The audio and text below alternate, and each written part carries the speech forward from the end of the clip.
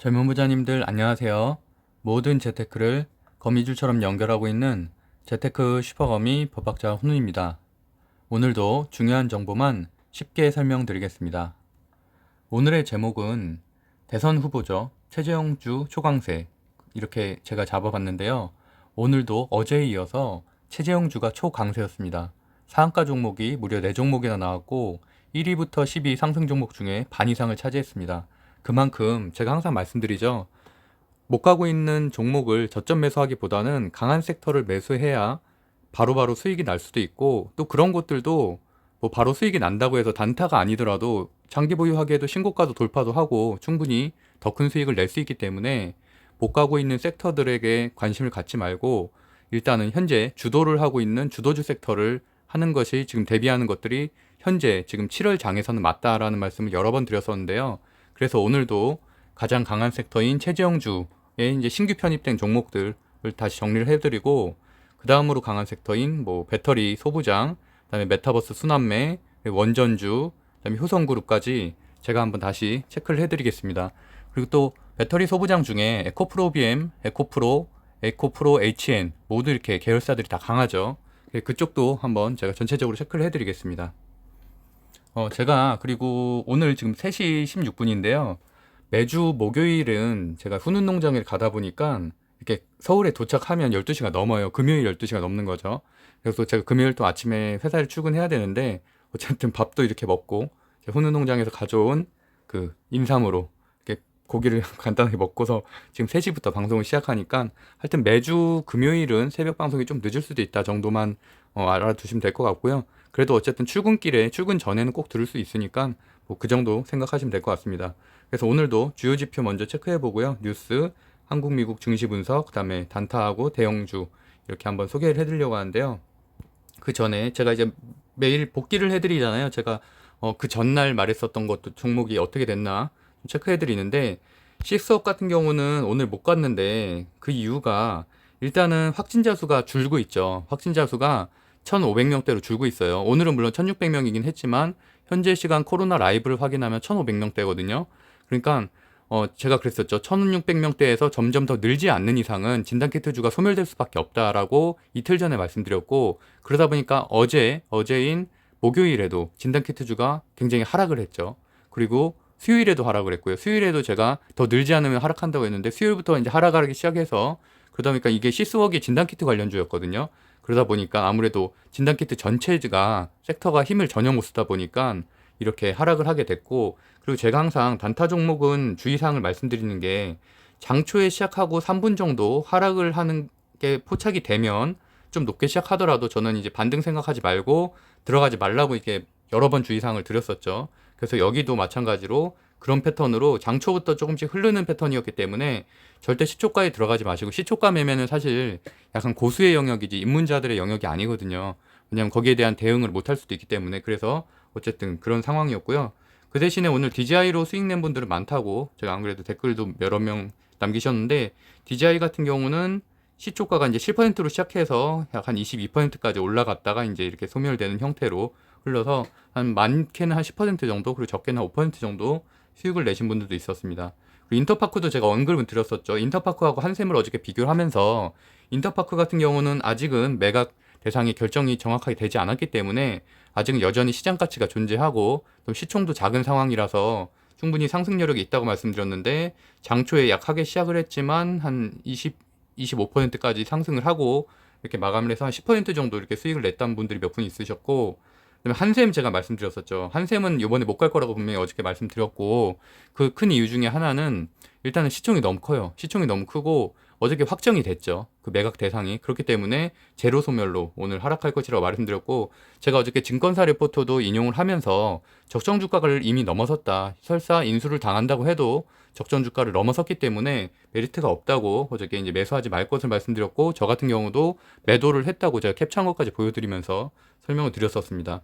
롯데케미칼 같은 경우는 제가 이제 추천했었던 주식 중에 하나인데, 어쨌든 하이브 롯데케미칼 오늘 밀리지 않고 잘 버텨줬죠. 그러면 충분히 추가적인 상승 여력 있다고 생각하고 있고, 뭐 내일이든 하여튼 하이브는 저는 다음 주까지는 신고가 돌파할 가능성이 높다고 보고 있습니다.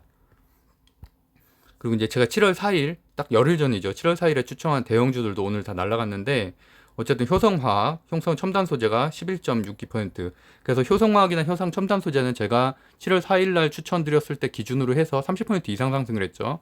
그리고 DB하이텍 같은 경우도 10% 이상 상승을 했고 네이버도 계속 신고가 돌파하고 있어 10% 이상 상승했고 NC소프트와 이제 LG전자만 좀 못 가고 있는데 LG전자는 말씀드렸다시피 어제 그 폭동에 의한 뭐 화재도 있었고 그래서 악재들이 사실 좀 대비되고 있잖아요. 그렇지만 반드시 6개월 안에는 20% 이상 상승을 할 것이라고 말씀드렸었고요.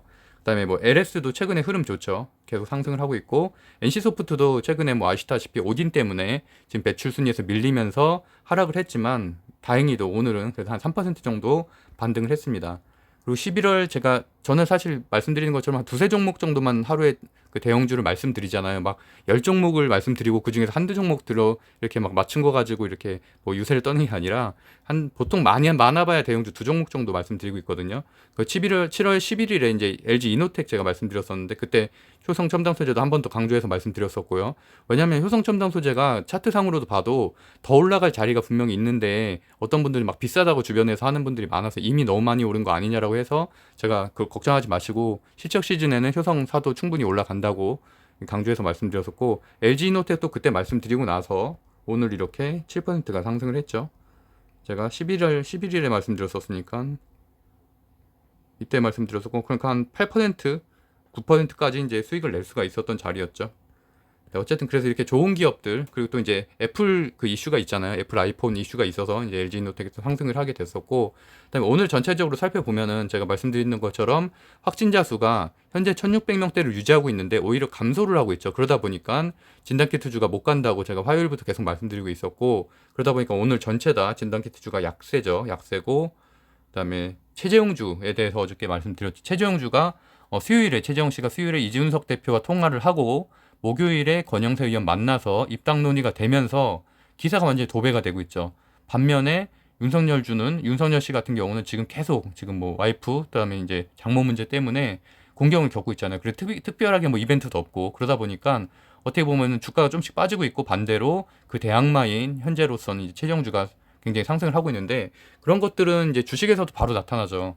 근데 윤석열 씨나 아니면 이재명 씨 같은 경우는 이미 관련주가 30개가 넘어요. 그러다 보니까 수급이 굉장히 분산되는 측면이 있는 반면에 최재형 씨 같은 경우는 어저께까지만 해도 한 10개 종목밖에 안 됐었죠. 뭐 이루온이라든지 오픈베이스라든지 제가 여러 번 그동안 설명을 드렸었던 저도 많은 수익을 냈었던 것들을 말씀드렸는데 오늘 같은 경우는 제가 이제 최재형 씨 관련주를 다시 한번 다루려는 이유는 신규 종목이 6종목이나 편입이 됐어요. 그러니까 어떻게 보면 사실은 점점 수급이 이제 분산되는 거고 과거의 대장주들이 이제 조금씩은 이제 하락을 하고 오늘 실제로 하락을 많이 했죠. 과거의 대장주들은. 그래서 그런 흐름들도 체크를 해야 된다는 거고요. 어쨌든 현재 테마 중에서는 가장 강하다. 최재형주가. 그래서 오늘도 보시는 것처럼 한신기계, 한창산업, MPK 이렇게 세 종목이 일단 상한가를 갔다. 이거 추가적으로 하는 종목이 더 있어요. 시외로 간 거. 그래서 그것까지 하면은 네 종목이나 이렇게 상승세가 굉장히 좋았다. 근데 반면에 그리고 또 이제 배터리 소재 쪽도 제가 말씀드리고 싶은데 배터리 소재 쪽도 제가 이제 에코프로 BM, 그다음에 에코프로, LNF, 첨보 이런 데들을 그 전에 좀 많이 설명을 드렸었고 순환매로 뭐 일침 머티리얼스라든지 이런 데까지 이제 상승을 했다고 말씀드렸었죠. 그래서 오늘도 에코프로 BM 여전히 뭐 10% 오늘 증권사 리포트가 사실 도배가 좀 됐었어요. 어제부터 실적이 굉장히 개선이 되고 있고 4분기에는 거의 최대 실적이 예상된다라는 기사들이 좀 있었어서 어쨌든 그것 때문에 상승을 했고 효성그룹도 어저께 제가 간판 얘기하면서 운전하다 이제 간판 사진 찍은 것도 오히려 효성으로 보여드리기도 했었죠. 그러면서 제가 요새 효성에 너무 관심이 많다 보니까 이렇게 그러니까 지나가다 보이는 것도 효성 간판이 보이네요 이러면서 말씀드렸는데 오늘도 효성 첨단 소재 11% 그리고 오늘 저 같은 경우 효성 중공업에 순환매로 잠깐 들어갔다 왔거든요. 그래서 3% 정도 수익을 내고 나왔습니다. 효성 중공업 같은 경우는 사실은 여기 있는 효성 형제들 중에서 가장 실적이 안 좋았었는데 이번에는 실적이 괜찮아요. 이번 2분기가 그리고 3분기도 괜찮을 것으로 예상이 되고 그러다 보니까 다른 것들이 너무 많이 올라서 이제 그나마 좀 남은 곳이 효성중공업과 효성화학이었는데 효성화학도 최근에 많이 올랐죠. 제가 이제 7월 4일에 추천한 이후로 한 20% 이상 올랐기 때문에 현재는 효성중공업이 그나마 못 올라서 순환매로 추가 상승할 가능성이 있다. 그래서 지금 매수하실 분들은 물론 강한 종목을 매수하는 것도 괜찮지만 효성중공업도 괜찮다라고 말씀드리겠습니다. 그리고 뭐 메타버스 관련돼서도 제가 어저께 바로 바이브 컴퍼니 소개를 했었죠. 그래서 카카오가 지분 들고 있다고 했고, 어제는 자이언트 스톱이 강했지만 순환매로 돌 수 있다고 말씀드렸는데, 그래서 제가 엔텔스, 바이브 컴퍼니, 자이언트 스텝 세 개 중에 하나만 체크하라고 보라고 했죠. 메타버스 중에서는. 예전에는 뭐 선익 시스템이나 이런 데 강했지만 지금은 여기도 마찬가지로 신규 종목들이 강세기 때문에 이 세 개 중에만 보시면 된다. 왜냐면 엔텔스 같은 경우는 SK텔레콤이 지분을 들고 있고, 바이브 컴퍼니는 카카오, 자이언트 스텝이 네이버가 지분을 들고 있기 때문에 강세다. 그리고 또 추가적으로 주연테크 같은 경우는 메타버스 관련된 주면서 이낙연 씨 관련주로 분류가 돼 있어서 뭐 추가적인 이낙연 씨 그걸로 상승할 가능성도 있다라고 말씀드렸고, 원전 관련주도 제가 오늘 정도 좀 설명을 드리면은 오늘 갑자기 왜 상승을 했냐. 최근에 사실 좀 많이 빠졌었죠. 저도 한전산업을 보유하고 있는데 3거래일 동안 좀 많이 빠졌거든요. 한 12% 정도 빠지고 오늘 이렇게 5% 반등을 했는데, 제가 이거를 엊그저께 말씀을 드렸었죠. 했기 때문에 이때죠. 지금 여름이잖아요. 여름이고 에어컨이라든지 이런 것들 이게 전력 13일날 양이 방송이에요. 사용을 많이 해야 되는데, 오늘 전력 예비율이 한때 10% 이하로 떨어졌다는 얘기죠. 그리고 신설한 신한울 1호기도 허가가 늦어서 내년 3월 때나 가동되기 때문에 오늘 뭐 올해 뭐 말 그대로 상황이 안 좋아지면 블랙아웃 올 수도 있는 거고, 한 6년 전인가 한번 블랙아웃 한번 왔었죠. 그래서 이제 뭐 전체 관공서라든지 이런 데서들도 에어컨 못 틀고 이런 상황이 있었는데, 만약이라도 그런 일이 벌어진다면은 당연히 굉장히 비판받을 수밖에 없죠. 탈원전 정책 잘못됐다. 말 그대로 원전 정책으로 대선 후보들이 또다시 주장할 수밖에 없고, 그렇게 되면 관련된 주들이 다시 상승을 하겠죠. 그래서 이렇게 말씀드렸었고, 실제로 오늘 관련된 기사들이 상당히 많이 나왔어요. 지금 올해 또 제가 이따가 기사 부분에 소개를 드리겠지만, 피크아웃에 대해서 그런 블랙아웃에 대한 좀 언급이 좀 있거든요. 그 2011년도 일 얘기를 꺼내면서. 그렇기 때문에 이것 때문에 이제 주가적으로 전체적으로 상승한 거고, 이거 외에도 대선 후보들이 그 탈원전에 대해서, 탈원전 때문에 사실 나왔다는 거잖아요. 최재형 감사원장도 그렇고 윤석열 씨도 지금 현재 정부하고 탈원전 정책 관련해서 이제 조사하는 것과 좀 부딪히다 보니까 대선 후보로 나왔다고 본인들이 스스로 얘기를 했기 때문에, 어떻게 보면 탈원전 정책 자체, 거기에 반대하는 것 자체가 정체성이라고도 할 수가 있고, 그런 정책에 대해서는 계속 나오겠죠. 근데 이렇게 지금 여름에 전력 수요가 점점 떨어지고 있는 상황에서는 지금 어쨌든 원전에 대한 비판이 계속 제기될 수밖에 없기 때문에, 원전 관련된 주는 앞으로도 재료 상승하지 않고 계속 상승할 수밖에 없다라고 저는 생각하고 있습니다. 그래서 오늘 같은 경우도 한신기계 같은 경우는 최재형 씨 관련주면서 또 원전주다 보니까 이렇게 더 큰 상승을 하게 됐었죠. 그래서 원전주 가지고 계신 분들도 크게 걱정하지 마시고 좀 기다리시면 될 것 같고, 오히려 저점에 매수하는 것도 하나의 전략이라고 생각하고 있습니다. 그래서 오늘 확진자 수는 한 1600명으로 유지가 되고 있지만, 현재 코로나 라이브 보면은 한 1453명으로 기사화된 것들도 한 1500명대 정도로 예상을 하고 있더라고요. 그래서 이제 조금 어쨌든 진단키트주는 그럼 더 떨어질 수밖에 없죠. 더 떨어지고 바이오주도 더 약세로 돌아갈 수밖에 없는 상황이고, 어쨌든 뭐 현재 상황은 그럴 수밖에 없는 것 같아요. 그러다 보니까 이제 현재 미국 같은 경우는 지금 나스닥도 물론 뭐 CPI 때문에 떨어지긴 했지만 다우존스 소비재 중심으로 조금씩 올라가고 있었죠. 그러니까 우리나라도 결국에는 그런 어떻게 보면 진단키트 관련된 주라든지 이런 데서 완전히 벗어나게 된다면은, 확진자 수가 좀씩 잡히게 되면 다시 소비재 같은 곳들이 좀 움직이겠죠. 오늘 같은 경우도 뭐 알톤 자전거라든지 뭐 이런 자전거 관련된 주들이 조금씩 움직이기 시작했죠. 소비재도 조금씩 움직이기 시작했고, 그래서 거기에 대한 것들도 현재 제가 사실은 한 6월 달까지만 해도 전혀 그런 거 조정 한참 할 때도 소비재 사람 말 안 드렸었는데, 제가 지난주부터 이제 소비재 사도 될 것 같다. 왜냐면 다우존스가 움직이고 있으니까. 다우존스의 소비재 관련된 것들, 쇼핑, 레저, 여행 이런 쪽이 다 움직이니까, 우리나라도 지금 델타 변종 바이러스 1600명만 넘어가면은, 그러니까 더 떨어지면은 한 1200명, 1100명대로 떨어지면 다시 지금 상승할 가능성이 있다라고 말씀드리고 있습니다. 그리고 현 시간 다우존스, 나스닥 전체 다 좋지 않은데, 그 큰 이유 중에 하나가 어제 미국 소비자 물가지수 CPI가 발표가 됐죠. 그래서 최고치가 닿았어요. 그러다 보니까 어쨌든 이런 것들이 인플레이션 우려를 또 불러일으켰고, 그러다 보니까 인플레이션 이꼬르 뭐 조기 긴축 압박, 여기에 대한 우려, 이런 것들 때문에 다시 나스닥이, 기술주 중심의 나스닥이 하락을 하고 있습니다. 그러다 보니까 필라델피아 반도체 지수도 좋지 않고요. 이런 게 좋지 않다는 얘기는 결국엔 우리나라 하이닉스나 뭐 이런 삼성전자 반도체 소부장에도 사실 좋지 않은 영향들이죠.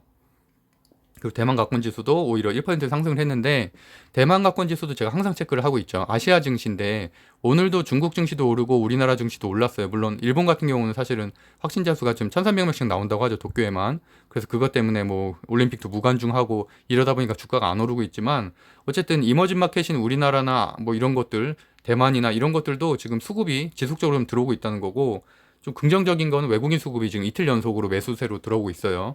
그리고 이제 어쨌든 미국 국채금리도 1.31% 정도면은 상당히 괜찮은 수치다. 오히려 1.29%로 떨어지지 않으면 다행이다. 그러니까 1.2로 떨어지면은 그거는 오히려 경기 상승에 조금 둔화를 가져올 수 있는 우려를 나타낼 수 있다고 했고, 1.3에서 1.45 정도, 그 정도가 좀 적당하다고 말씀드렸었고요. 원달러 환율도 제가 좀 걱정을 했었는데 그래도 다시 지금 3일 연속 떨어지고 있어서 외국인 수급이 들어오는데 충분히 좋은 역할을 하고 있고요. 그래서 외국인이 오늘도 1,000억 정도 샀고 기관이 2,000억 샀고요.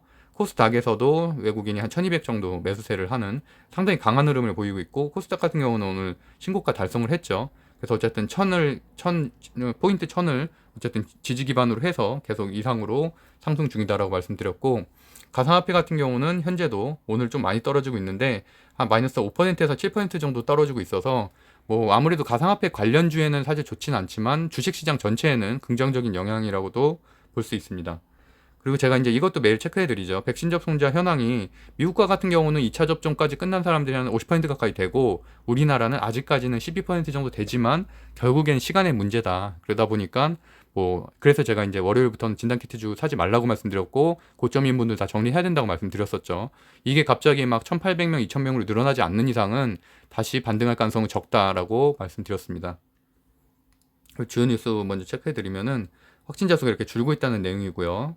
그리고 이제 윤석열 제가 이제 물론 대선 관련된 주를 테마주라고 관심 없어 하는 분들도 있겠지만, 그러다 보니까 제가 뒷부분에는 이 대형주들도 꼭 설명을 드리잖아요. 근데 지금 이건 왜 알아야 되냐고 저는 생각을 하냐면, 현재 장세는 기술주가 주도주도 아니고 가치주가 주도주도 아닌 개별주 장세예요. 그러다 보니까 사실은 내가 포트폴리오에 가지고 있지 않은 종목들이 올라갈 가능성이 높거든요. 왜냐면 이렇게 테마성 있는 것들이 많다 보니까. 근데 더 중요한 거는 대선주들도 인물주와 정책주로 나뉘잖아요. 근데 정책주에는 뭐 원전주도 있겠고, 교육 관련된 주도 있겠고, 청년 일자리 관련된 주도 있겠는데, 그런 것들을 매수하지 않으면, 그러니까 그 섹터가 강하다는 거니까, 하다못해 이제 원전주가 강하다는 거는 원전주가 한 달 내내, 두 달 내내 강할 수가 있거든요.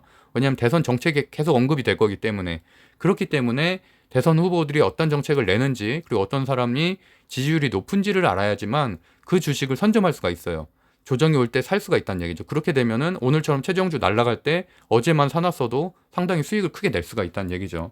그러니까 그런 차원에서 저는 대선주를 간단하게라도 좀 설명을 드리려고 하고요. 어쨌든 윤석열 씨가 현재 20%, 근데 이것도 사실은 메이저 신문이냐 아니면 어떤 보도 매체냐에 따라서 여론기관 그 조사 기간에 따라서 사실 다 차이긴 있긴 한데, 어쨌든 네이버에 그냥 윤석열이라고 쳤을 때 나오는 기사들, 메인 기사들 한 3개 정도, 그다음에 뭐 이재명이라고 쳤을 때 나오는 3개 정도, 이렇게 상위에 있는 것만 사실은 체크하시면 됩니다. 그게 제일 많은 사람들이 보는 거기 때문에. 그리고 저 같은 경우는 뭐 KBS 뉴스라든지 이런 것들도 헤드라인 정도만 이렇게 체크를 하고 있거든요. 어쨌든 그런 식으로 공부하시면 될 것 같고요. 그래서 이렇게 차기 대선 주자 선호도가 윤석열 씨가 점점 하락을 하고 있다.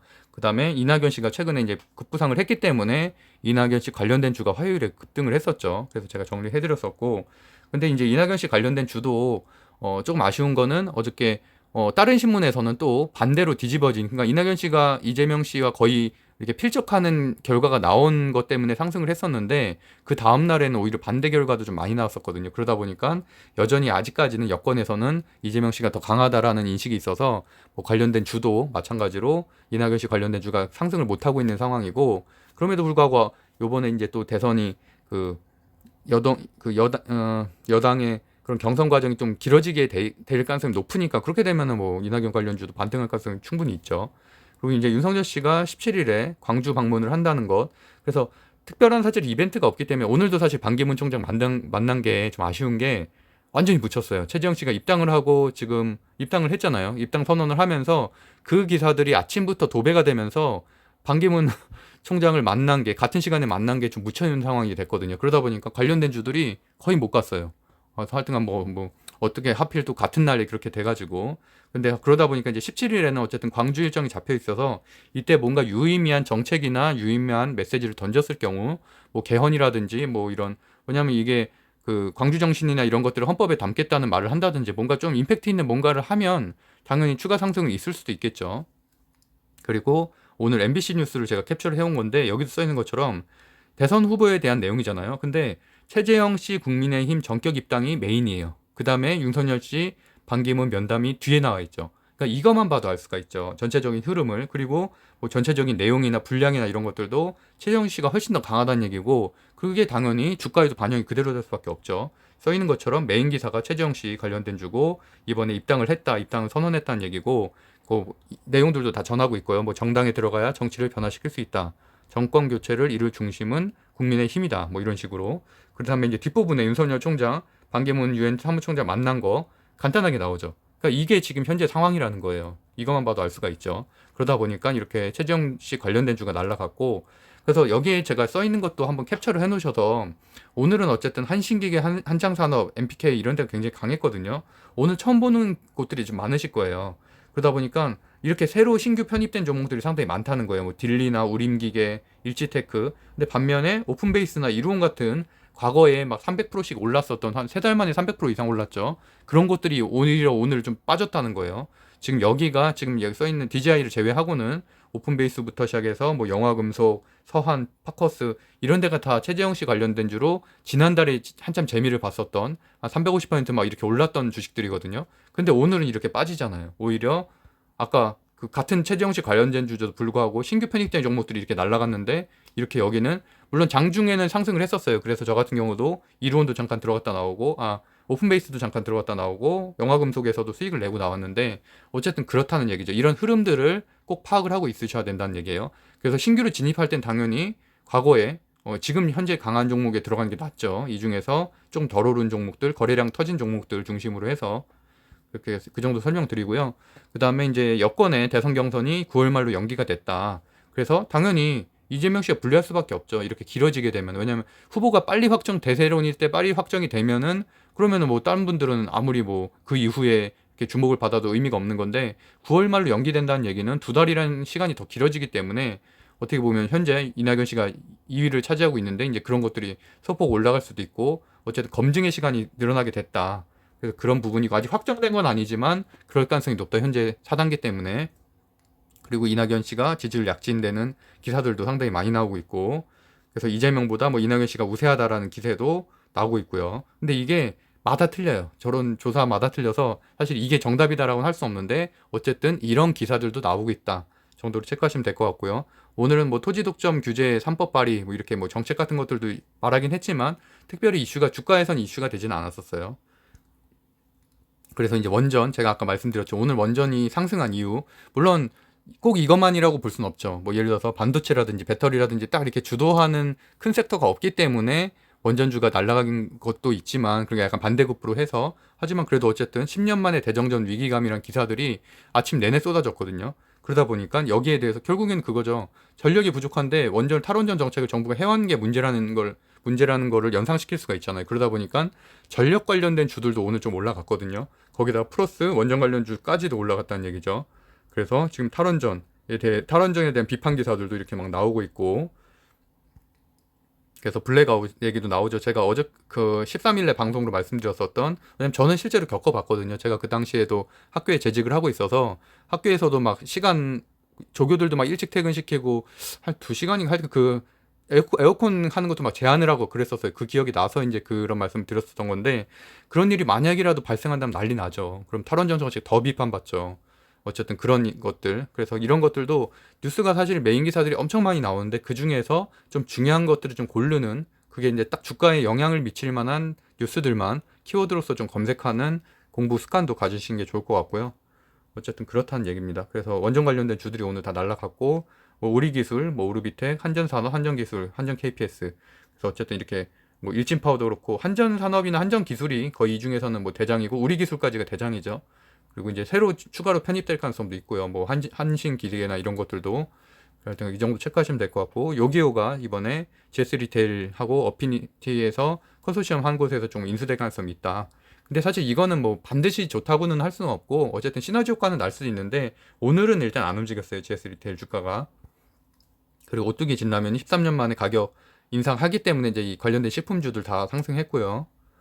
그다음에 하느니 이제 기준금리 동결됐다. 그래서 아직까지는 이제 확진자 수도 많고 하니까 경기 회복에 좀 더 무게를 두겠다라는 내용이고, 그 한샘이 이것 때문에 사실은 오늘 주가가 하락을 한 거죠. 아침부터 폭락을 한 이유가 어쨌든 매각이 됐다는 거예요. 매각이 됐다는 거고, 결국에는 매각이 안 된 상황에서는 경쟁자들이 서로 막 주가를 올리고 막 이런 이렇게 경쟁 속에 있다 보니까 그런 일들이 발생할 수가 있는데, 이미 지금 어저께죠. 어제 밤부터 이제 이렇게 내용들이 좀 나오기 시작을 했거든요. 그러다 보니까 오늘 아침에 당연히 시초가로 폭락할 수밖에 없죠. 시외 거래로.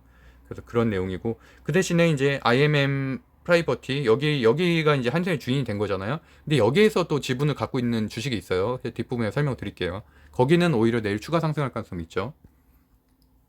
그래서 오늘은 전체적으로 보면은 특별히 강한 섹터, 근데 이거는 사실 그 AI가 이거는 분류를 하는 거잖아요. 그러다 보니까 좀 실제 상황하고는 좀 많이 달라요. 저 같은 경우 제가 다 그 종목을 한 130개 정도로 분류를 다 해놨거든요. 섹터별로. 그렇게 해서 사실 제가 보는 거는 어디가 딱 강하다는 게 나오는데, 여기는 사실은 뭐 좀 이렇게 해서 뭐 크게 의미는 없는데, 어쨌든 창수사가 올라가게 된 거는 야놀자, 크래프톤 관련된 주들이 올라갔기 때문이고, 아이폰 관련해서 오늘 아까 말씀드린 LG 이노텍이라든지 이런 것들이 좀 부품사들이 올라가서 카메라 모듈 부품 이런 데도 좀 올라갔다 정도로 보시면 될 것 같고, 오히려 이게 더 낫죠. 정규장 순위를 제가 매일매일 체크를 해드리니까 여기도 보시면은 최재형 씨 관련된 주가 1위, 3위, 4위, 그다음에 8위 성유테크론까지 가지고 있고, 그다음에 이제 제가 말씀드린 게 오하임 INT, 여기가 한샘을 인수하는 그 사모펀드에서 지분을 가지고 있는 곳이거든요. 그래서 여기도 오늘 상한가 갔는데 내일도 추가적인 상승할 가능성이 있고요. 그리고 뒷부분에 보면은 사실 딱 개별주 장세라는 게 느껴지죠. 그러니까 뭐 딱 어디가 강하다라기보다는 그래도 뭐 대선주들이 한 두 개 정도 껴있고, 그다음에 나머지는 뭐 미디어 그 하이브와 이번에 그 블랙핑크 협업을 하게 된 YG의 이제 YG 자회사인 YG 플러스가 좀 상승했다는 거 눈여겨볼 만하고, 그다음에 추가적으로 뭐 야놀자도 제가 저번에 소개했었죠. SBI 인베스트먼트 거기도 오늘도 추가적인 상승을 했었고요. 그다음에 뭐 나머지는 한번 체크해 보시면 될 것 같습니다. 우림기계, 뭐 신도전기, 뭐 이런 것들. 그리고 뒷부분에도 최정치 관련주가 두 개나 있죠. 딜리, 뭐 일지테크라고 신규 편입된 종목들 또 최정치 관련주로 엮었고, 바이브 컴퍼니 메타버스 한번 체크해 볼 만하고, 효성첨단 소재, 그다음에 에코프로비엠 2차 전지에서 실적주이기 때문에 올라갔다. 알톤 스포츠 아까 말씀드린 대로 이제 알톤 스포츠 같은 것들이 좀 상승한다는 얘기는 그 자전거 관련주 이런 것들은 아무래도 포스트 코로나를 이상을 이제 생각을 하는 거죠. 아무래도 이제 실내 외출도 가능하고 여행도 가능해지는 시기를, 그래서 이제 레저나 이런 여행주 쪽에도 관심을 좀 가져야 된다는 말씀이고요. 상한가 종목들 중에서는 최재형 씨 관련된 주가 무려 3개나 있었고, 그다음에 신규 투자 이슈가 있었던 조일 알미늄이나 그다음에 한샘 지분 때문에 이제 오하임 INT가 상승을 했다. 그래서 어쨌든 현재는 최재형 씨 주가 가장 강하다라고 볼 수 있습니다. 그래서 오늘 단타 종목을 선정을 해보면 일단 한신기계가 시총 1200이라서 상당히 딱 좋고 최초 신고가라는 데 가장 큰 의미가 있거든요. 이것 때문에 내일도 강할 가능성이 있고, 사실은 뭐 테마주에서는 매출이나 영업이익은 중요하진 않는데 그래도 상승 추세에 있다. 뭐 아닌 것보다 당연히 낫죠. 그리고 부채 비율도 낮고 유보율도 높은 편이고, 그래서 뭐 괜찮죠, 이 정도면은. 그리고 한신기계, 근데 이번 거는 이제 아무래도 코스닥 종목이기 때문에 나오진 않았지만, 그리고 이제 두 번째로 한상산업, 여기도 이제 오늘 상한가 종목인데 시총이 더 작죠. 848억이라서 딱 세력이 해먹기 딱 좋은 사이즈고, 그다음에 그 대신에 뭐 매출액도 그렇게 나쁘진 않아요. 그리고 부채 비율 낮고 유보율 높고, 아무리 테마주를 하더라도 실적을 계속 체크는 해야 되는 게, 뭐 부채 비율이 너무 높다던가 유보율이 너무 낮던가 하면은 상폐될 수도 있거든요. 만약에 물렸을 경우에. 그래서 그것까지 생각을 하면은 그래서 한번 체크하는 게 좋다. 그래서 어쨌든 한신기계와 한창산업, 그리고 제가 말씀드렸던 대로 장초에 3분 안에 하락을 하기 시작하면은 반등 생각하지 마시고 그냥 어차피 급등주는 매일매일 나오거든요. 그러니까 뭐 넘겨버리고 그다음에 그 다음날에 급등주를 체크하는 그런 습관을 가지시는 게 좋습니다. 괜히 잘못 들어갔다가 큰일 날 수가 있어요. 그래서 그렇게 말씀드렸고, 에코프로비엠 이제 대형주 쪽을 좀 설명드릴게요. 오늘도 강했죠. 지금 최근에 그 제가 지난주 한 수요일 정도에 설명드렸었던 그 반더리 배터리 K벨트 그 얘기 하면서 이제 소부장 쪽, 배터리 소부장 쪽, 그리고 제가 그때 계속 말씀드렸잖아요. 뭐 SK 이노베이션 이런 LG 화학 이런 것들 하지 말고, 어쨌든 지금 상승률은 소부장 기업들이 훨씬 더 강하기 때문에, 중형주들이 강하기 때문에 그곳에 투자하는 게 훨씬 더 낫다. 만약에 신규 매수하실 분이라면, 뭐 기존에 만약에 뭐 현재 손해 중이신 분이라면 손절하고서 넘어갈 그 정도까지는 아니지만 어차피 뭐 SK이노베이션이나 이런 데도 올라갈 가능성은 있으니까. 하지만 그래도 당장 수익을 내려고 신규 매수하기에는 이런 쪽이 훨씬 낫다고 말씀드렸었고, 그 당시에는 제가 이제 첨보도 추천을 드렸었고, 첨보가 그 이후에 10% 이상 상승을 했죠. 그래서 이제 오늘은 에코프로비엠을 좀 소개를 하고 싶은데, 물론 5조짜리예요. 큰 기업이고 거의 6조에 다가온, 아마 내일이면 6조 넘을 수도 있겠죠. 그래서 큰 기업이긴 하지만 추가적인 상승 여력이 충분히 있다. 그래서 오늘도 이제 기사화가 된 것들이 증권사 레포트들 60% 상향 조정되면서 이런 것들이 좀 많이 나왔는데, 결국에 컨센서스가 굉장히 좋다는 거죠. 제가 실적 시즌에 항상 말씀드리는 게 이거잖아요. 시장의 예상치인 컨센서스보다 더 나오는 거, 우회하는, 그러니까 더 상회하는 게 당연히 주가 상승 모멘텀이 있고, 반대로 하락하면은 어닝 쇼크잖아요. 그거는 예상치보다 낮으니까. 그러면 말 그대로 하락하는 거죠. 근데 여기는 상승이 예상된다는 거고, 3분기 때, 그리고 제가 계속 말씀드리고 있죠. 지금 2분기 실적은 당연하고 좋아야 되는 건 당연하고, 3분기, 4분기까지 좋아야지만 상승한다고 말씀드렸었죠. 그래서 여기도 보면은 3분기가 역대 최대 마진이 예상된다. 그렇기 때문에 오늘 많이 상승을 한 거죠. 그래서 저는 이제 이걸 유로로 지금 증권사 레포트를 보는 어플을 깔았는데, 이게 1년에 130만 원 정도 해요. 그래서 저는 이제 매일매일 체크를 하고 있는데, 에코프로비엠께 오늘 많이 나왔어요. 그래서 14일, 15일에 걸쳐서 4군데나 나왔거든요. 그러다 보니까 여기에서도 다 목표가 상한 조정하고 이것 때문에 이제 상승을 했다는 얘기죠. 그래서 이제 에코프로비엠 뭐 실적이 좋다라는 내용이고, 적정 주가가 12개월 기준으로 38만 원까지 이렇게 많이 올라갔습니다. 그리고 차트상으로도 뭐 지금 현재 신고가 구간이고 거래량도 터져서 괜찮다. 추가적인 상승 여력이 있고, 뭐 기간 수급, 프로그램 매매 다 들어오고 있어서 상당히 수급도 괜찮은 편이고요. 오늘 물론 10% 오르긴 했지만 내일도, 그다음에 내일은 뭐 일시적으로 잠깐 눌릴 수도 있지만 다음 주에도 추가 상승 여력 충분히 있다고 생각을 하고 있고요. 그다음에 또 에코프로 HN 같은 경우는 무상증자 공시가 오늘 떴죠. 그것 때문에 여기도 마찬가지로 에코프로에서 인적 분할해서 떨어져 나간 회사예요. 그래서 아까 에코프로 BM하고 이제 에코프로 HN 이렇게 있는데, 여기는 시총이 7,600억짜리고 써 있는 것처럼 인적 분할해서 환경 사업만 하는 그런, 어쨌든 ESG 경영이 현재 화두기 때문에 거기에 딱 맞는 회사라고 할 수가 있겠죠. 그래서 보면은 오늘자 무상증자 결정, 사실은 뭐 다 알고는 있었어요, 주주들은. 그래서 무상결자, 그래서 3, 4일 전부터 주가가 이미 움직였죠. 그랬는데 이제 7월 15일에 공시가 나왔기 때문에 오늘 이제 오후 막판에 그 거래 정지가 있었고, 내일 당연히 급등을 하겠죠. 그래서 그 내용이고요. 그래서 뭐 환경 변화의 중심에 서다. 그래서 인적 분할로 신설됐다. 그래서 미세먼지 저감 솔루션 하고 있고, 온실가스 감축 솔루션, 클린룸, 케미컬 필터 이런 것들을 주력으로 하고 있는데, 제가 뭐 ESG 경영도 계속 말씀드리고 있잖아요. 유럽이나 미국에 연기금이 들어오려면 ESG 지수가 맞아야 돼요. 그 점수가 미달되는 곳들은 아예 유럽에서 기관들이 투자하기 금지가 돼 있어요. 그런 유럽 연합의 규정 때문에. 그런 것들 때문에 사활을 거는 거죠. 그 기업에서도. 어쨌든 그런 거에, 그래서 어쨌든 이런 탄소 배출권이나 이런 데 관련주로도 엮여 있는데, 뭐 상장한 지가 별로 안 됐기 때문에 현재 주가는 사실 조금 높게 돼 있긴 하지만, 그래도 뭐 흐름도 상당히 좋고 위에 저항 구간이 없고 거래량도 있기 때문에 추가적인 상승 여력이 있다고 보고 있고요. 뭐 무상증자를 받으실 분들은 이제 보유를 하시면 되고, 최근에도 이제 수급석으로도 받은 외국인 수급, 이제 프로그램 매매가 조금씩 들어오고 있다. 뭐 기관 수급은 좀 아쉽긴 하네요. 그다음에 이제 그런 자회사들을 가지고 있는, 둘 다 자회사들이 실적이 좋고 영업이익도 좋으니까 그걸 가지고 있는 에코프로도 최근에 다시 이렇게 상승을 하고 있는데, 에코프로 BM이 이제 너무 많이 올랐다고 좀 부담스러워 하시는 분들은 좀 더 안정적으로 가려면 이제 에코프로를 보유하는 것도 뭐 하나의 방법이죠.